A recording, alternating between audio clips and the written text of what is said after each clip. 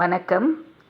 நம்ம பெரிய பெரிய நோய், பெரிய பெரிய வறுமை, ரொம்ப கஷ்டமான சூழ்நிலை, வறுமை இதெல்லாம் ஏன் வருதுன்னு நினைக்கிறீங்க?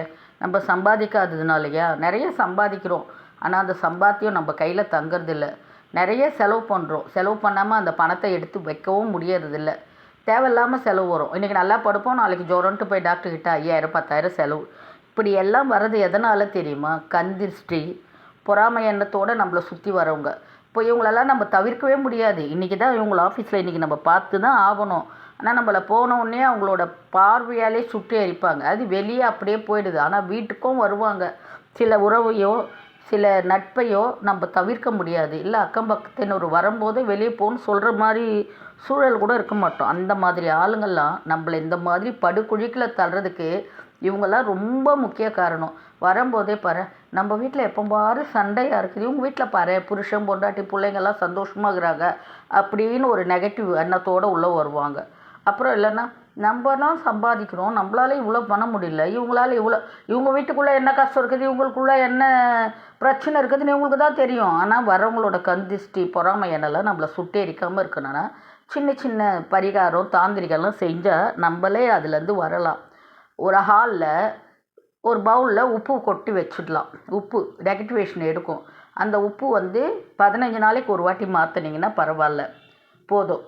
அதன் பிறகு பார்த்தீங்கன்னா ஒரு விநாயகர் ஃபோட்டோ ஹாலில், சின்னதோ பெருசோ, பெருசாக தான் மாட்டணும், இல்லை மீடியம் சைஸ் கூட சின்னதாக கூட ஒன்று வச்சிடலாம். அவங்க வரவங்க அந்த விநாயகரை அவங்க பார்வையில் படணும். விநாயகர் எல்லாத்தையும் பார்த்துப்பார், அது ஒன்று பண்ணலாம். அப்புறம் அவங்க வரும்போது ஒரு கண்ணாடி, அது ரூம் உள்ளே இருக்க ஹாலில் இருக்குதோ இல்லை வெளியே இருக்குதோ, ஆனால் வெளியே இப்போ மாற்றினோமா நிறைய பேருக்கு செட் ஆகாது. ஆனால் அவங்க வரும்போது அந்த கண்ணாடியில் அவங்க முகம் பார்த்துதுன்னா அவங்களோட பார்வை அவங்களுக்கே திரும்பும். அந்த மாதிரி பண்ணலாம். சிலர் போன உடனே நம்மளுக்கு இவ்வளோ பிரச்சனை வருதுன்னா அவங்க போன உடனே மஞ்சள் தண்ணியை தெளித்து விட்டுடணும். யாரும் அவங்க போயிட்டாங்க ஏதோ ஒன்று நினைக்கிட்டோம். அப்புறம் அவங்களாம் வராங்க பார்த்தீங்களா, அவங்களுக்கு ஒரு டம்ளர் தண்ணி எடுத்து நம்ம கையால் கொடுக்கணும். இந்தாங்க தண்ணி குடிச்சிட்டு பேசுங்க. பக்கத்து வீட்டுக்காராக கூட இருக்கட்டும், சும்மா வந்து போகும்போது கூட சும்மா ஒரு சின்ன கிளாஸில் கொடுத்து பழகுங்க. அப்போது தண்ணி குடிக்கும்போது அவங்களோட வயிற்று எரிச்சல், அவங்களோட பொறாமை எண்ணெல்லாம் நம்மளை தாக்காமல் இருக்கும். அதன் பிறகு பார்த்திங்கன்னா ஹாலில் உட்கார வச்சே பேசுகிற மாதிரி அனுப்பிச்சிடணும்.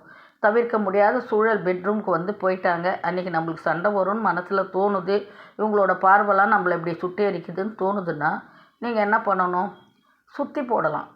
செவ்வாய்க்கிழமை வெள்ளிக்கிழமையில் சுற்றி போடலாம். வீட்டில் இருக்கிறவங்கள உட்கார வச்சு ஒரு சிரட்டை, அதான் கொட்டாங்குச்சின்னு சொல்லுவோம் இல்லை, அந்த கொட்டாங்குச்சி பாதியை எடுத்து அதில் உப்பு, காஞ்ச மிளகாய், மிளகு, அதன் பிறகு ஒரு சூடம், இது எல்லாத்தையுமே வச்சு அவங்கள நல்லா உட்கார வச்சு சுற்றிட்டு எந்த கந்திஷ்டியும் எங்கள் குடும்பத்தை பாதிக்கக்கூடாதுன்னு அதை ஞாயிற்றுக்கிழமை வெள்ளிக்கிழமையில் இந்த சுற்றி போடுறத பண்ணுங்கள்.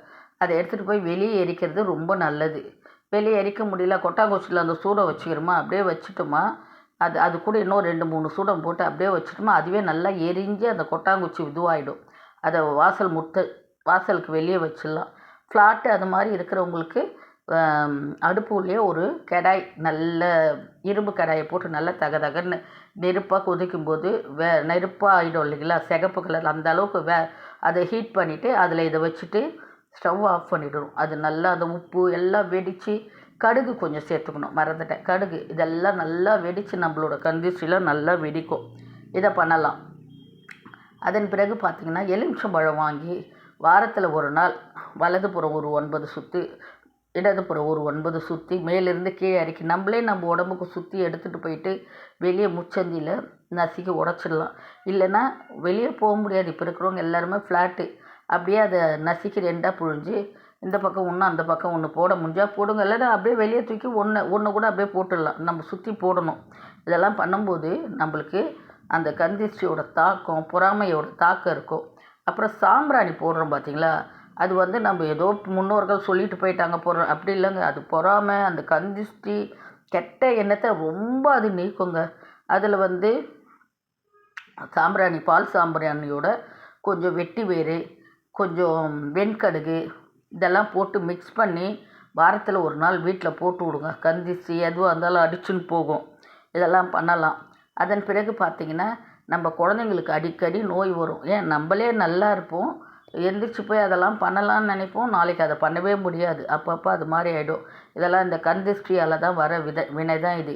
மற்றவங்களால நம்மளுக்கு கடவுள் நோயை கொடுக்கு. இவங்க பார்க்குற பார்வையால் உங்களுக்கு இப்படி தெரியுதா, இன்றைக்கி இவங்களாம் இப்படி பார்க்குறாங்கன்னா நாளைக்கு அவங்கக்கிட்ட பேசும்போது, அவங்கக்கிட்ட பழகும்போது அவங்கள அவாய்ட் பண்ண முடிஞ்ச அளவுக்கு பண்ணலாம். பண்ண முடியாத சூழல் இருக்கும்போது இதெல்லாம் நீங்கள் பண்ணணும். அப்புறம் என்ன பண்ணணும், நான் ஒரு போன பதிவில் கூட சொல்லியிருப்பேன். உப்பு தண்ணி வாசலுக்கு வெளியே ஒரு பாதி 2 ஸ்பூன் உப்பு போட்டு டம்ளரில் தண்ணி வச்சிங்கன்னா நெகட்டிவேஷனால் உள்ளேயே வரவிடாது. அது அப்படியே வெளியே திருத்தும். இந்த மாதிரி சின்ன சின்னது பண்ணலாம். வெள்ளிக்கிழமையில் எலுமிச்சம்பழத்தை அறுத்து வாசலுக்கு 2 பக்கம் வைக்கலாம். அதெல்லாம் கண் திருஷ்டியை தடுக்கும். இதெல்லாம் நம்ம பண்ணும்போது ஓரளவுக்கு கண் திருஷ்டியிலேருந்து நம்ம மீளலாம். நம்ம சின்ன சின்ன விஷயம்லாம் இந்த மாதிரி பண்ணிகிட்டே இருந்தோமா நம்மளுக்கு கண் திருஷ்டின்றதே இருக்காமல் இருக்கும். தேங்க்யூ.